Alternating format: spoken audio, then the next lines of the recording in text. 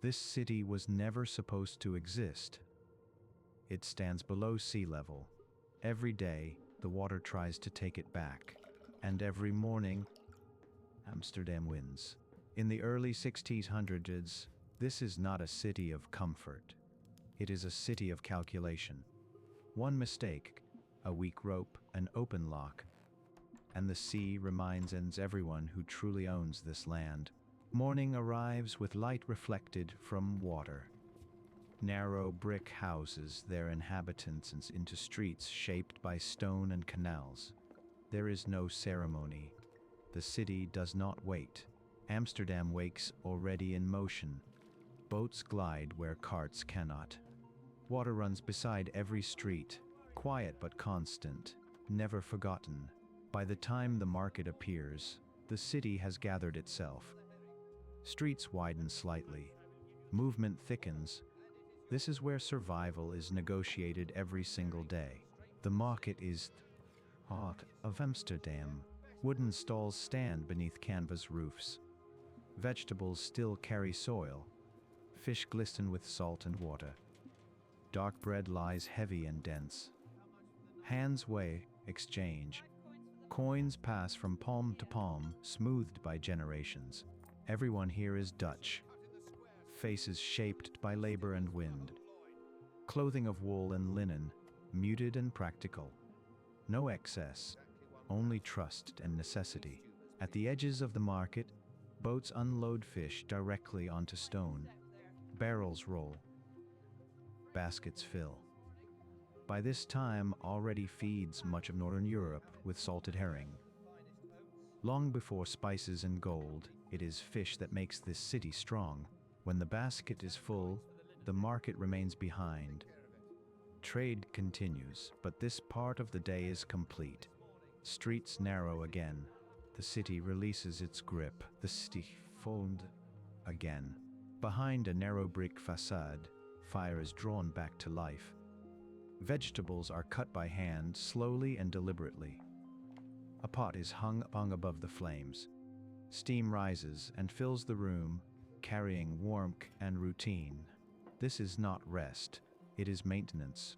In Amsterdam, the home is part of the city's system, not an escape from it. Meals here are simple because simplicity is reliable. Every object has a place.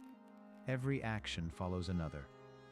Order begins indoors long before it appears on the streets. But the day does not remain for long. By early afternoon, Amsterdam opens itself again. Doors stand wide. Work spills outward. This is the hour when the city shows how it sustains itself, not through wealth, but through repetition. Iron comes first. Fire burns low and controlled. A hammer strikes with steady rhythm, turning glowing metal into precise shapes. Hooks, blades, hinges, nails, tool meant to endure years of strain. These objects will pass countless hands, shaping wood, stone, rope, and leather in turn. In this city, beauty is irrelevant. Reliability is everything. Nearby, cloth becomes clothing. Wool and linen are stretched across long wooden tables, measured by eye, cut by hand. Needles move slowly, thread pulled tight with practiced certainty. Stitching is reinforced, seams doubled where stress will come. The cuts are conservative, almost severe. Fashion changes slowly here. A well-made garment is wealth because it lasts, because it can be repaired, because it does not fail easily. Bread follows cloth and iron, because bread follows everything. Bakeries glow with constant heat. Dough is heavy and resistant, shaped by hands that know its weight without looking. Loaves disappear to deep stone ovens and return dark, cracked and dense. This is bread built for labor, for cold mornings, for long days that begin before sunrise and end after dusk. Leather smells raw and heavy. Hides are scraped, stretched, and cut into shoes, straps, and pouches. Stitching is thick and visible, unapologetic. These objects are worn until they fail completely, and even then repaired. Waste is dangerous in a city that depends on supply, discipline, and timing. Every supports another. Nothing stands alone. All of this work in one direction, toward the water. As streets widen and the air opens, Amsterdam changes character. Buildings grow heavier, more practical. Canals broaden. The city turns outward toward the sea. The port rises suddenly into view. Ships dominate the horizon, standing like wooden fortresses. Their hulls are sealed with tar, seams packed tight against salt and time. Masts climb high into the sky, rigging cutting dark lines across the air. This is where Amsterdam touches the world. By this time, the Dutch East India Company already exists. The VOC is unlike anything the world before. Corporation with its own fleet, its own army, and its own laws. It does not represent the state. It competes with it. Its ships will cross oceans, linking Amsterdam to Asia, Africa, and the Americas. But before any of that power reaches distant shores, it passes through this harbor. Barrels roll across stone quays. Crates are lifted by rope and pulley. Sacks are counted, sealed, and recorded. Fish is sorted, cleaned, and salted before it can spoil. Timber, grain, iron, everything moves according to schedule. Nothing waits. Delay is loss. Efficiency here is not a preference. It is survival. Sailors, dock workers, and merchants move as parts of a single mechanism. No one can loudly. The system itself enforces discipline. Each man knows his role. Each task feeds the next. From the quay, the city is visible through a forest of masts. Church spires, windmills turning beyond. Amsterdam is no longer just resisting the sea. It is how to command it. As the light begins to soften, ships settle at anchor. Cargo is secured, ropes are tightened, ledges are closed. The work ends without celebration, without ceremony. The sea has been answered for today. Here, time feels different. Everything moves, but nothing rushes. Ropes are coiled carefully. Knots are checked twice. Cargo is shifted inch by inch, not by force, but by experience. Every ship represents months, sometimes years of planning.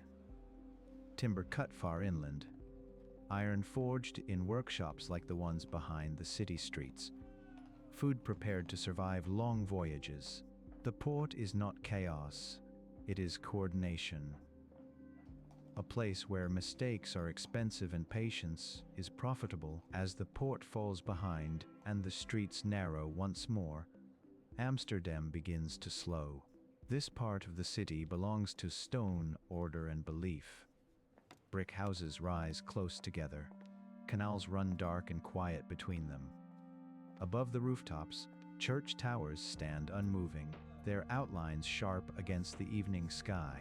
Inside the churches, space opens upward. Bare stone walls, heavy columns, wooden benches worn by time. Light enters through tall windows and settles softly across the floor. Faith here is restrained, disciplined. In a city that lives under constant threat from water, belief is meant to steady, not overwhelm. Outside, the streets grow calmer. Movement thins. Shutters close. Doors are barred with motions repeated every evening until they require no thought. Lanterns appear one by one, their warm glow cutting small islands of light into the dark. Canals turn black and reflective, mirroring windows, bridges, and fading movement. Boats are tied tight. Ropes are checked. Nothing is left loose when night comes. As darkness settles, the tavern becomes the final gathering place. Inside, the ceiling is low, the beams heavy. Firelight moves across faces shaped by labor and repetition. Drink is poured. Voices soften. This is not excess, but release, the moment when the city finally exhales. Later, the streets empty almost completely. The night moves slowly with lantern and staff, ensuring that darkness does not become disorder. Bridges stand silent. Water rests. This is Amsterdam in the early 17th century. Not yet an empire, not yet a legend. A city balanced between land and sea, work and faith, ambition and discipline. History here is not made in sudden moments. It is made by ordinary days, repeated without failure. Because in a city built below sea level, there is no room for chaos, only for